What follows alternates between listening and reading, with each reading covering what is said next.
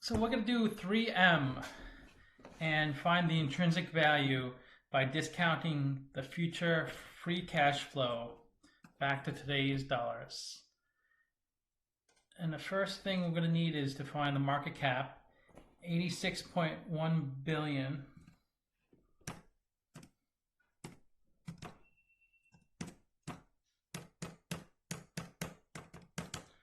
So 86.1 billion. The stock price is 149.68.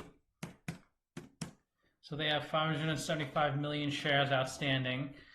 That's what we have to divide the expected value of the company by once we figure it out.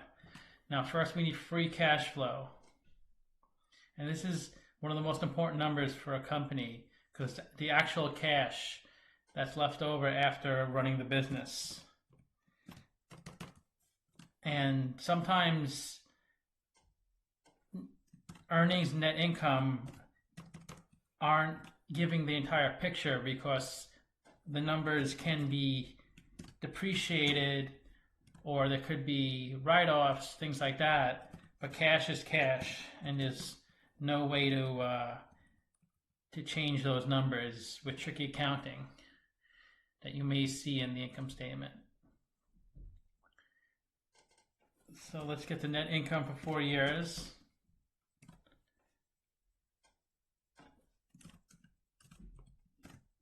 And the numbers look pretty good, pretty consistent. As you can see, the free cash flow was about 5 billion each year.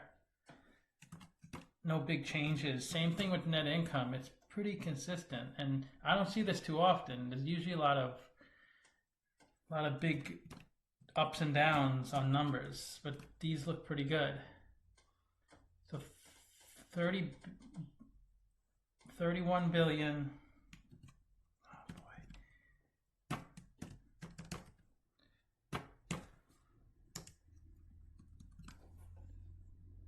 And 32 billion of revenue. And this is the best way to identify whether a company's a good buy, is projecting the future free cash flow and discounting it back. Because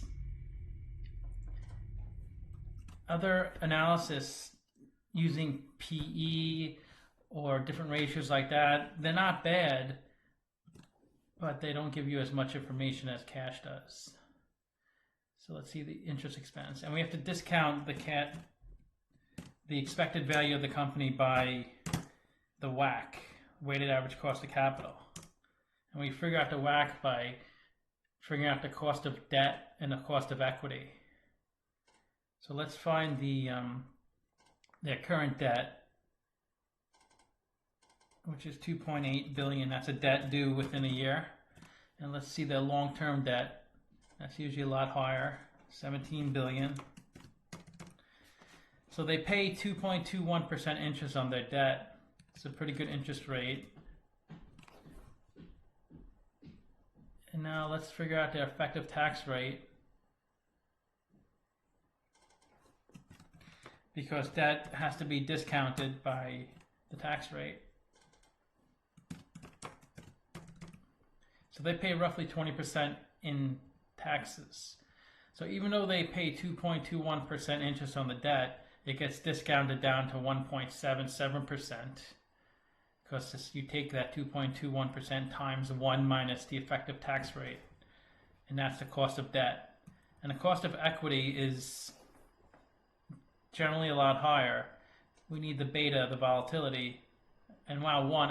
I've never seen a beta of 1. That means the stock moves perfectly with the market. So beta of 1. That means that cost of equity is as low as it can be, which is 10%. And we use a capital asset pricing model to figure that out. And then we blend together the 10% to 1.77% based on the weight of the equity and debt, which is up here. And our WACC is 8.43%. So we have to discount the future free cash flow by that 8.43%. And we estimate 1 year of future cash flow, then the second year, the third year, the fourth year, and then we do terminal value. And we have the present value of those cash flows as well. So we project the company is worth $92 billion.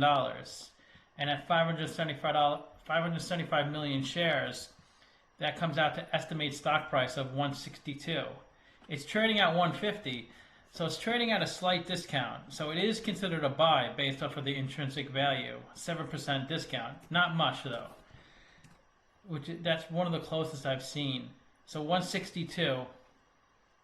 So you can see if we look at the stock price the past year, it was trading slightly above the intrinsic value for a while, slightly above 162. It's pretty much been around intrinsic, but everything dropped the past few months with coronavirus. But it seems like it's come up a little bit like most stocks, but it's still trading at a slight discount.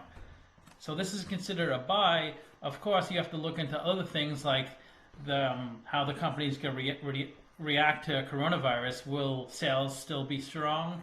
Will they be able to obtain debt? And a lot of other factors like that. But anyways, thanks for watching.